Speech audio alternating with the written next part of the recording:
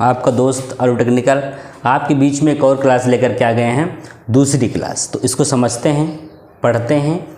ये क्या है? Measurement of velocity of river. River का मतलब ये हुआ है, रिवर का मतलब ये हुआ है कि मेज़रमेंट, क्या पढ़ लेंगे? Measurement of velocity of river. भैया रिवर का मतलब नदिया, रिवर का मतलब नदिया, नदिया के पार। रिवर का मतलब नदिया के पार में जो हम मेज़र करेंगे वेलोसिटी, उसकी बात कर रहा हूँ मैं बात कर रहा हूँ वेलोसिटी की, मेज़रमेंट की, वेलोसिटी की मापने की बात कर रहा हूँ। जैसे ये क्यों की जा रही है? क्योंकि जब फ्लो होता है, ये ओपन चैनल है, मतलब इसमें कोई वो नहीं बनाया गया है कि पाइप जाएगी। कभी आपने रिवर में देखा है, नदी में, समुद्र में, कि कोई पाइप के ज़रिए से हम उसका वो कर रहे हो? कि मतलब नहीं, समुद्र का पाइप है, वो एक खुला हुआ काफ़ी विस्तारित एरिया है। इसलिए रिवर की जब हम बात करेंगे तो एक बहुत बड़ी एरिया है ये। इसमें अगर हम देख लेंगे तो मान लो भाई, मान लो कि आपने कुछ इस टाइप का बना दिया। मान लो ये आपका बेस था, यहाँ पे क्या भरा हुआ है? जलमग्न भरा हुआ है। इस जलमग्न में कौन रहता है? मछली जल की रानी रहती है, जीवन उसका पानी रहता है। सुना है बचपन में? अगर सुना होगा तो याद होगा कि मछली जल की रानी है, जीवन उसका पानी है, तो यही वो पानी है। सुनो, क्या सीन होगा कि जब ये पानी भरा हुआ है, इस पानी में हम आपने कोई एक ट्यूब डाल दी, आपने कोई एक ट्यूब डाल दी, ये वाली आपने कोई एक ट्यूब डाल दी। और जब ट्यूब डाली तो ये पानी, भाई ये पतली है ना, तो कुछ यहाँ तक चढ़ा, कुछ पानी यहाँ तक चढ़ गया ऊपर, कोहेशन की वजह से, जो कैपिलरिटी की वजह से कुछ पानी ऊपर चढ़ा। फिर एक आपने क्या सोचा कि ऐसा करो, कुछ जुगाड़ बनाता हूँ। फिर आपने एक जुगाड़ बना करके कुछ इस टाइप का पाइप लगा दिया इसके, कुछ इस टाइप का इसके अंदर पाइप लगा दिया।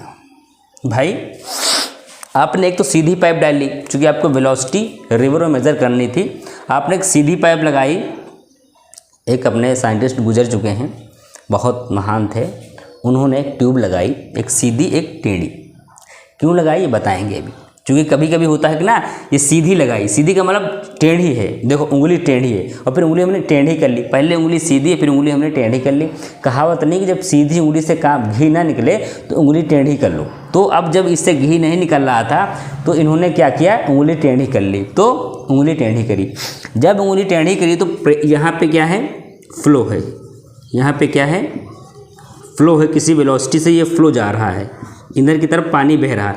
तो जब पानी बहेगा तो ये यहीं तक है, ये यहाँ तक जो पानी घुसा यहाँ पे, तो इसके तो यहाँ तक आया था, बट इसके इस एरिया तक पानी ऊपर चढ़ा।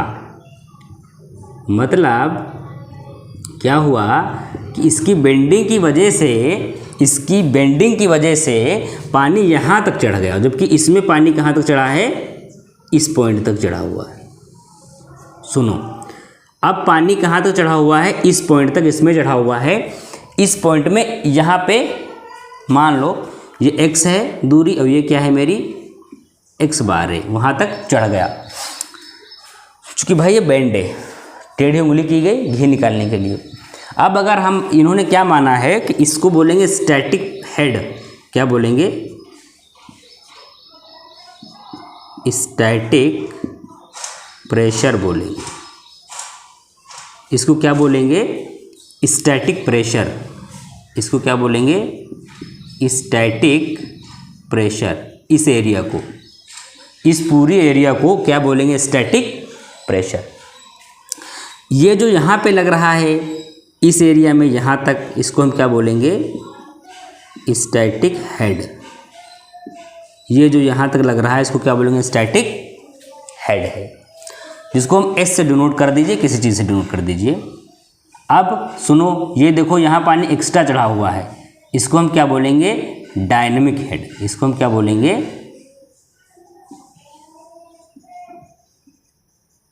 Dynamic head.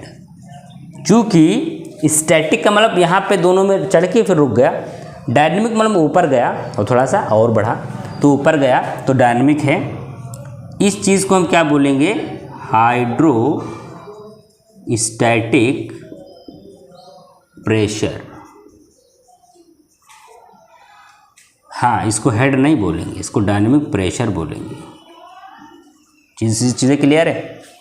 इसको डायनेमिक प्रेशर बोलेंगे। अब हमने क्या लिया है कि इस पॉइंट पे, ये जो पॉइंट आपको दिख रहा है, इसको हम बोलेंगे स्टैग्नेशन पॉइंट।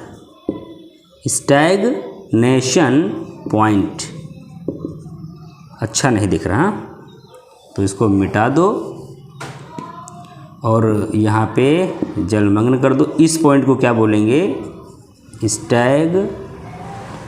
Stagnation point. इसको क्या बोलेंगे? Stagnation point.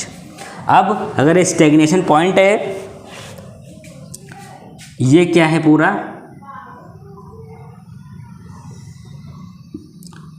यहाँ से स्टैग्नेशन हेड, इसको हम H2 से करेंगे और स्टैटिक हेड को हम H1 से प्रदर्शित करेंगे। ये प्रेशर है तो इसको हम P1 मान लेंगे। भाई प्रेशर है, P1 मान लो इसको, और ये आपका कुछ इस शेप में तैयार हुआ। अब इसको किसने दिया था? सर हेनरी पिटोट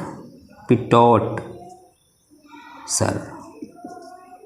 किसने दिया था? सर हेनरी पिटोट सर ने दिया था। सर हेनरी पिटोट सर ने दिया था। तो अब इसको क्या बोल दिया गया? Pitot tube. क्या बोल दिया गया?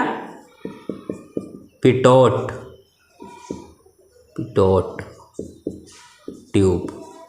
इसको बोल दिया गया पिटोट ट्यूब। क्या स्पेलिंग देख लेते हैं? PITOT, Pitot. क्या बोला गया? पिटोट। इसको बोला गया पिटोट ट्यूब। अब समझो, अगर ये पिटोट ट्यूब है तो इसमें हम क्या करेंगे? ये क्या है? मेरी पिटोट ट्यूब। इसमें क्या नाप देंगे? Velocity of river. अगर आगे बढ़ते हैं, इन्होंने क्या बताया कि kinetic energy equal to dynamic energy के बराबर होगी। काइनेटिक एनर्जी पोटेंशियल एनर्जी के बराबर होगी, K इजकल टू P। और हर हमें V से पता है, V इजकल टू हमें H से पता है, H equal to V square बटा 2G। H equal to V square 2G या V इजकल टू √2GH। आपने जो पिछले में वेलोसिटी पढ़ी थी वो है। ये कहाँ से आई? ये यहीं से आई है कि जैसे कि मेरा H है, H equal to V square बटा 2G। इधर ले जाओ तो V स्क्वायर बटा 2GH। अब ये V स्क्वायर है तो V बचेगा तो ये रूट में आ जाएगा 2GH। ये इसी की बात कर रहा है, इसी की बात कर रहा है, ठीक है। तो अगर ये इसी की बात कर रहा है तो इसमें अगर बराबर मान लेंगे तो हमें क्या पता है? हमें पता है कि H equal to V square बटा 2G या V इजकल टू √2GH पता है हमें। कोई बात नहीं, आगे बढ़ते हैं। फिर हम अगर V देखते हैं तो क्या आया? 2N2G। H क्या है? स्टैग्नेशन